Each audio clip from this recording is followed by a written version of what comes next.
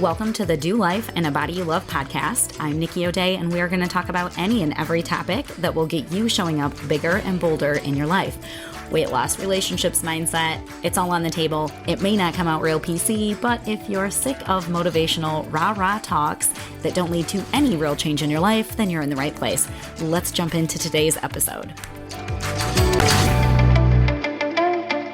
What is up, Do Life in a Body You Love chicks? Today, we are going to talk about why our old tricks to losing weight stop working, or why did diets stop working, or why do they work for like a little bit, like we can lose the weight and then it just comes right back on. What is going on there and what the heck do we do about it, right? And so I'm going to share with you guys what I call the 3 bad M's of dieting. This is exactly why diets stop working. We can get away with crazy strict diets that are under fueling our body, jacking up our hormones, jacking up our metabolism. Like we can get away with that when we're younger. So that makes us think that like, that's how you lose weight because it used to work. And then when it stops working, we think things like, well, now it's just harder because I'm older, or I've damaged my metabolism, or it must be my hormones. All of these things, right? And in part, yes, hormones will play a role. Yes, our age can play a role, but typically we don't actually see metabolism slowing down from age-related issues alone until we're past the age of 60. And even if you fall into that category, rest assured, we can fire things back up. But really what's going on is like, we're kind of screwing up our bodies while we're doing all of these things. And so if we don't put ourselves back into a state of repair and fueling, it is impossible to keep weight off. And this is why I get so frustrated watching women just beat their heads up against the wall, trying the same things over and over and over. You know, there's no new diet, right? The same old diets have been around for like over 100 years. Like low carb diets came around at like the turn of the 1900s. That's like the go-to that doctors would use for their patients. And so, but then they get rebranded. Right. So then we call low carb Atkins, and then we call it keto. And while there are a few tweaks, kind of the same bag, right? Like paleo. And now we have a spinoff of that, which is AIP protocol and Whole30 and all of these things. Like there ain't nothing new, ladies. Medical weight loss, that I think that medical weight loss is the one that used to like divvy out your food to you and give you these little snacks that you had to eat and all of these things. And now like Optivia pretty much does that. Like there's nothing new, right? And so if diets don't work 95% of the time, 95% of the time, like this is factual, this has been studied, like we know this to be true for certainty, 95% of the time, diets fail. Doesn't matter which one it is. So what the heck is going on there? And by the way, we can't keep doing the same thing and expecting different results, right? Now, I could go on and on about all of that for like an hour, but we're going to keep today's topic focused on what are the reasons why these diets fail us. Yes, hear me. The diets fail us. We don't fail the diets. We're following the diets. They're doing exactly what they're designed to do to our bodies. And it is these 3 bad M's. So bad M number 1 is metabolic adaptation. That is fancy talk for slowing down our metabolism. So here's what happens. The less fuel that we're giving our body, the more efficient it becomes. Think of it like a car that's good on gas mileage. Well, we love that in our vehicles, especially with gas prices being what they are.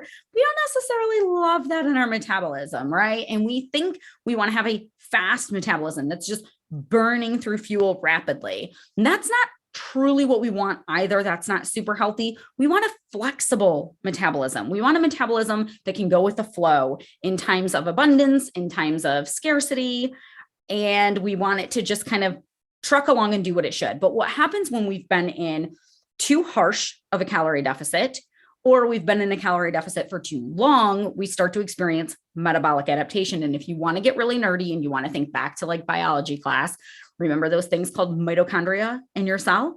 They're like the little powerhouse of your cell. They get very frugal with the amount of energy coming in. So you're not burning as much as you were before. Now, that does not mean that your metabolism is broken. Okay. It's not broken if you've been doing this, but what it does mean is we got to get that mitochondria back to health. We got to get that metabolic adaptation under control. To a certain degree, any way that you lose weight is going to produce some amount of metabolic adaptation. Okay. A certain degree of this is normal and to be expected. For instance, if you lose 100 pounds, your body is not going to require the same amount of fuel to get through the day, right? Like we would expect you to need less fuel when you weigh 100 pounds less.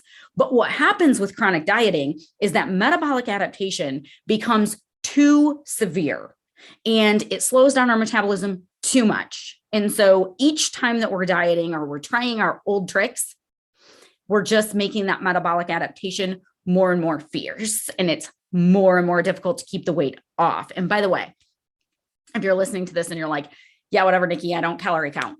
It doesn't matter. Okay. Like most diets are causing some sort of calorie restriction, and that's not a bad thing. I'm not knocking going into a calorie deficit. It's just that if we don't do it appropriately, we're going to end up with this metabolic adaptation. So if you're cutting carbohydrates, for instance, you're cutting out 1/3. Okay. There's only carbs, protein, and fat. You're cutting out 1/3 of your options, and it's cutting out a lot of junk food options and things like that. So it's naturally restricting your calories, even if you're not calorie counting per se. If you're doing excessive amounts of cardio to burn off more fuel, that's like a form of putting your body into a calorie deficit. So there's all kinds of ways we go into a calorie deficit, even if we're not necessarily calorie counting. Okay. If we're following like a meal plan that's pretty restrictive, things like that. So that was bad M number one. Bad M number two is muscle loss. So depending on how you go about losing weight, you typically lose muscle and fat. Now, we lose muscle naturally as we age anyways, if we're not really guarded on protecting it. And it gets harder to build the older that we get as well. Why does this matter? Well, the more muscle that you have on your body, you can kind of think of it like you're going to have a more robust metabolism.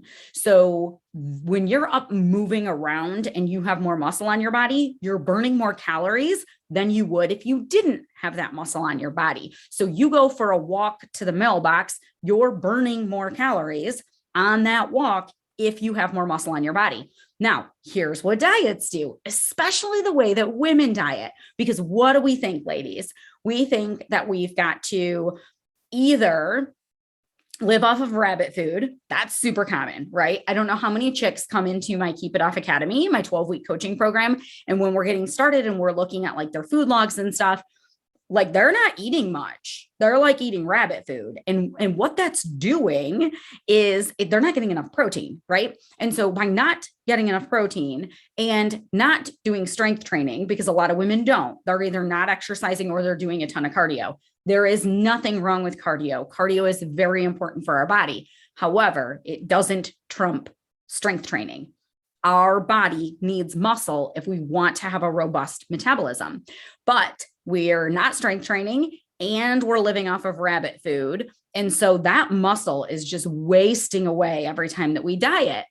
And you've experienced this if you've ever lost weight, got yourself down to a number on the scale that you used to like the way your body looked, but now your body looks different at that number. And you're like, okay, so I hit this number that I thought was going to be my goal, but I still look soft and mushy and fluffy. What's going on here?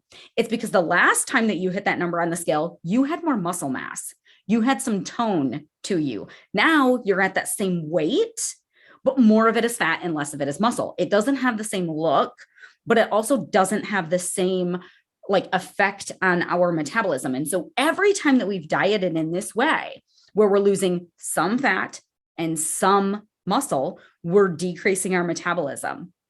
And so you can see where if we've done this on and off for years, we've really put ourselves in the hole, right? Now, the third bad M of dieting isn't what it does to your body physically, it's what it does to you mentally. It is mental burnout. And now this is also important because the more we've spent time in this dieting space, the more frustrated and overwhelmed we become, right? It really starts to affect how we see ourselves, what our confidence is, what we believe our abilities are as far as losing weight goes.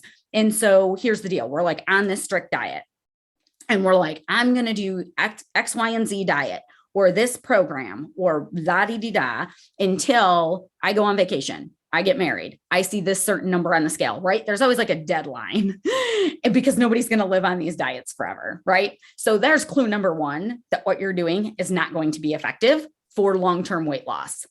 If what you're doing needs to have an expiration date, it's too strict, it's ruining your body and it's ruining your mindset, and you're not going to keep the weight off. That's just one easy way to know if what you're doing is too strict.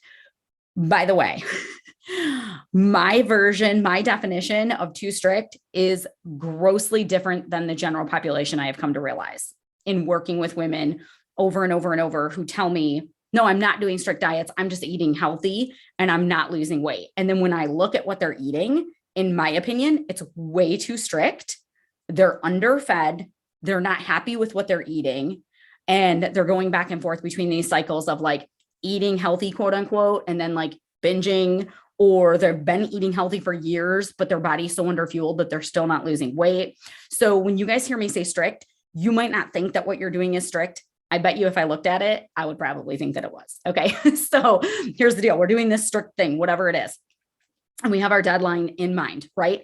Now, it's so painful to be on this diet that like we're counting down the days until this is done, or we require frequent cheat meals to be able to stay on the plan, or whatever the case may be. Now, either we see the diet all the way through to the end, the date arrives, or we've hit the number on the scale, or whatever magical thing was going to mean that we crossed the finish line. And then we're so mentally exhausted from it that we go right back to doing what we were doing before.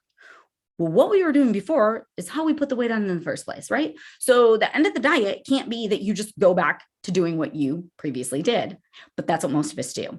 And now, even worse, if we can't even see the diet all the way through to the end, we just keep quote unquote failing the diet because it's so strict.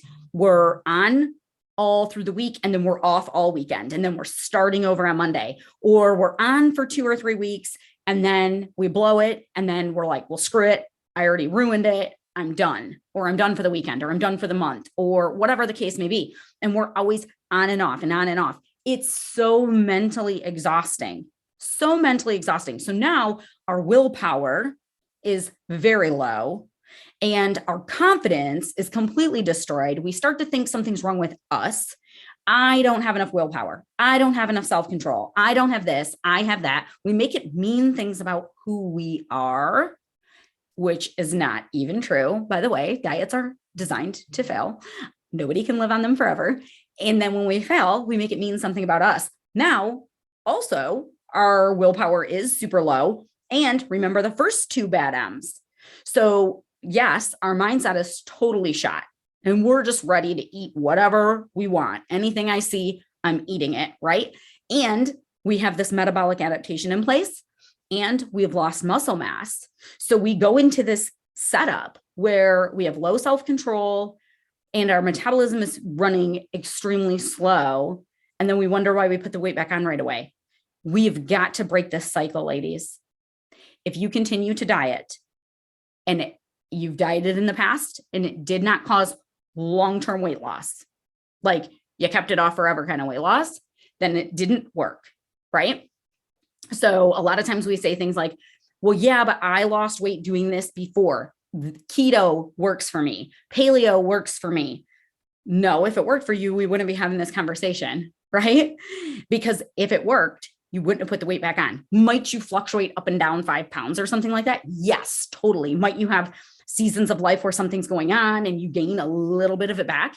Yeah, but you go back to your baseline principles and it comes right back off. If you're always constantly gaining and losing like 20, 30, 40, 50, whatever pounds, then those methods are not in fact working, because true sustainable weight loss that protects your body from that metabolic adaptation. Yes, some of it's naturally going to occur, but when it puts it into a perspective of where it can be managed and we can get your metabolism back up, where it protects your muscle mass, where it's so simple that you don't get that mental burnout, that you can actually adhere to a healthy lifestyle easier and easier and easier as time goes on. In fact, this is what I see with my clients. So when I lived in the dieting realm, it was like people were super fired up in the beginning and they could go super, super hard. And this was always my experience too. And then as time goes on, it becomes more and more difficult. When I'm working with people and they have a customized, designed around their life plan to follow, they actually find it easier and easier and easier to adhere to as time goes on. So instead of it becoming more and more difficult as time passes, it starts to become ingrained in who they are. It starts to become very easy. My clients end up saying things to me like, well, this doesn't feel that hard. I feel like I could eat this way forever. Even if they were struggling in the beginning, right? And they're like, oh, I don't know, blah, blah, blah, whatever. Like a light bulb, just like one day. And they're like, oh, this is like so simple. I can totally eat like this. I don't feel restricted. I have really good energy. I'm satisfied throughout the day. My cravings are starting to go away. I don't really feel the need to snack. Blah, blah, blah. All of these things start to fall into place. And that's when you know that you're not going to fall victim to those 3 bad M's again, when what you're doing becomes easier and your body feels better. Not only is the scale going down, because that's not the most important thing. The scale can be going down and you can be losing muscle, you can be losing bone density, you can just be dehydrating yourself. The scale is measuring all kinds of things. We want the scale to be reflecting fat loss, not muscle loss, right? So when it's not just the number on the scale going down, but an overall sense of well-being, and your plan is getting easier and easier and easier, then you know that you're probably doing a really good job buffering against these 3 bad M's. But if you feel hungry, deprived, food focused, cravings are going up, libido's going down, sleep is interrupted, you're counting down to the days until this is done, like you cannot wait for this to be over, then you are totally living in the middle of these 3 bad M's. They are going to cause rebound weight gain, and they got to go. They got to go. Like, it doesn't work. We already know it. We've proven it to ourselves. Not only is there a ton of research that tells us all of the things that I just told you are true, and that diets don't work 95% of the time. We all know this from personal experience. Every woman who listens to this podcast, every single woman listening to this podcast who is not at her happy weight, I guarantee you has tried to diet in the past and has experienced the things that I'm explaining right now. And so we can't keep beating a dead horse and trying to go for the same types of things and expecting it to somehow magically result in something different. In fact, we normally find as time goes on and we've dieted more and more and more over the years, that those diets and those old tricks become less and less effective. And we think it's our body. It's not. It's these 3 bad M's, sister. I'm telling you, they're at the root of all of this nonsense. And we have to lose weight in a way where we're protecting our muscle, we're protecting our metabolism, and we're doing it in a way that's sustainable for our life so we don't experience that mental burnout. So I would love to hear what you guys think of this one. How is this sitting with you? What has your dieting experience been? Is this clicking for you guys? Is this yes, that this is what I need. I need to guard against these 3 bad M's. Reach out, let me know, hop in either the Simplified Fat Loss Facebook group and send me a message there, or on private messenger on Facebook, wherever you want to reach out to me. But I would love to hear how this sits with you. And I know that it can feel overwhelming to try to lose weight in a different way. Okay. But I promise you that you can do this. And it is so much more enjoyable when you're not dieting. And if you need help with this, reach out or grab the link that's in the show notes, and you can take a peek at like how my program runs, what kinds of things do we do to protect against these 3 bad M's. It's nikkioday.com/keep it off, but the link is in the show notes, and I will chat with you chickies next week. Thanks for tuning in. It is my mission to give women back the confidence that they need to show up bigger in their lives. Right now, the world more than ever needs women who are on fire and living their purpose. If you want to join me in this mission, there's a few things you can do. 1, you can share this podcast with the women in your circle. 2, you can join me in my Facebook group, Simplified Fat Loss, or you can subscribe to my newsletter at nikkioday.com.